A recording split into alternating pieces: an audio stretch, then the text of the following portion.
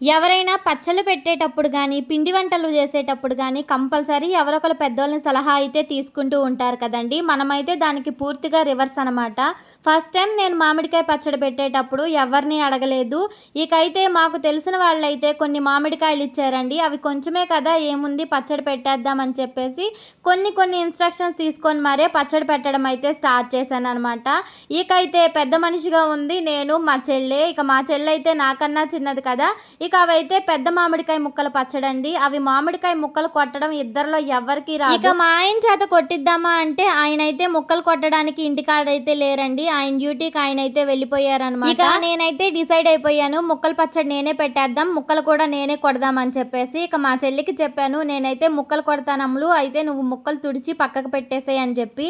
అదైతే చాలా భయపడింది. నాకైతే కొట్టడం రాదు కదా అని చెప్పేసి. ఇక ఒక్కొక్క ముక్క కొడుతుంటే మా ఇంట్లో ఏ దిక్కుకు ఎగిరి పడుతుందో కూడా నాకే తెలీదనమాట. అసలు ఆ ముక్కల పచ్చడి కొట్టినంత సేపు నవ్వలేక ఇద్దరం కింద పడిపోయాము.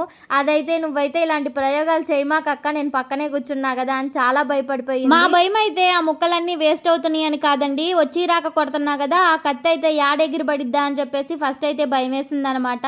ఎలా కొట్టాక ముక్కలన్నీ కట్ చేసి పెట్టేశాను. అవైతే టెంకకి ముక్కకి సంబంధం లేకుండా కొట్టాననమాట. ఇక ఆ ముక్కల పచ్చడి చూసి మాకే నవ్వొచ్చింది. ఎలా వచ్చిందో నెక్స్ట్ పార్ట్లో చెప్తా.